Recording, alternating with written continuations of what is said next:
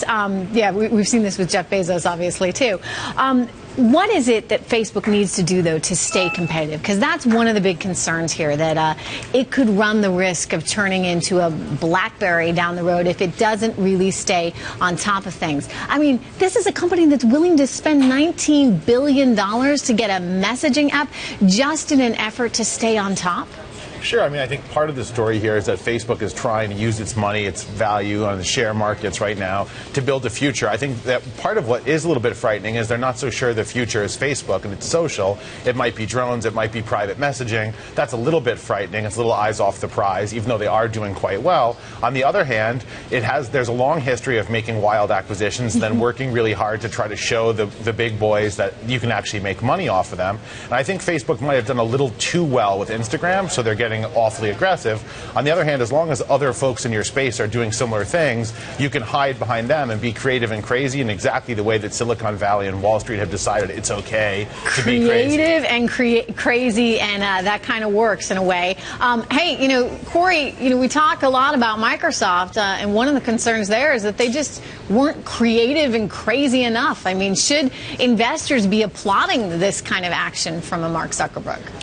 Well, I mean, I think you need to. You can look at each one of these and see evil genius. I don't know. You can see a plan. I mean, if you look at Oculus, you can see a plan where they imagine, look, we want to know the ways that people will compute in the future. And while this may or may not be the platform, this is going to be the next platform for a little while. We're going to learn a lot in the process, and we didn't have to go through all the rigmarole that Google's going through with Glass. Maybe that's what they're thinking. As far as the drone thing goes, it's happening at the same time. We can talk about that and why it's happening now separately. But the drone notion is a belief in market share, and a belief that if they can make the market bigger, they will own that market share. But the crucial gating factor for Facebook in the future isn't going to be market share and ramping up revenue per user. It's the number of people on the internet flat out, and that they need to alter that future with these drones. But why is it all happening at once? Why is it all happening at once? I think that's a great question. I think it's a fantastic question,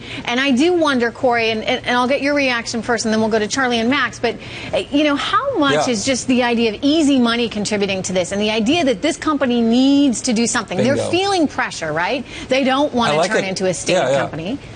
Well, I like it when you say my questions are great questions. But besides that, I think that what's going on here is they recognize at Facebook that their stock price is quite high right now. They recognize at this time of, I would imagine, at this time of easy Fed policy. Let us not forget the chief operating officer once worked in the Treasury Department for Larry Summers, right? Sheryl Sandberg knows quite a bit about monetary policy and what the government can do to change that, the access to easy capital. And what happens, and so that maybe this is a time to spend that stock.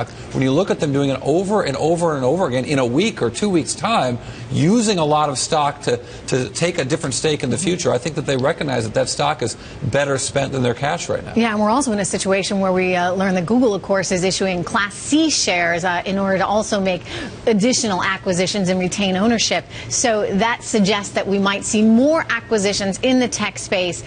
I don't know, Charlie, does it feel like 1999 all over again in a way? I feel like we have to sort of look at Mark Zuckerberg and in comparison to a lot of these other people. And he's sort of proven in the past year or so that, he is a tech mogul.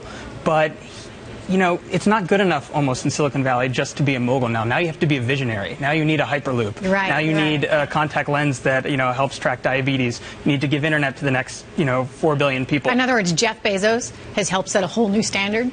Yeah, I mean, there's sort of an idea now that, you have to be more than just a deal maker. You have to be someone who's going to try to alter the course of human history. Yeah, but we're also talking about using shareholder money to do all this. And so, Max, I'll go over to you. I mean, what's ultimately at stake here? I mean, is this something that investors should be pleased with? I think great ideas are a lot more important than great big egos, and when that gets forgotten, you have great big trouble. That being said, if you try to make a sort of systematic approach of what Facebook's done lately, and you do run the risk of imposing a pattern where there wasn't one, it looks like they're going to grow if the internet grows, hence the idea of putting more people online, whether that's WhatsApp or the drones, or they're going to grow if they get into a different business.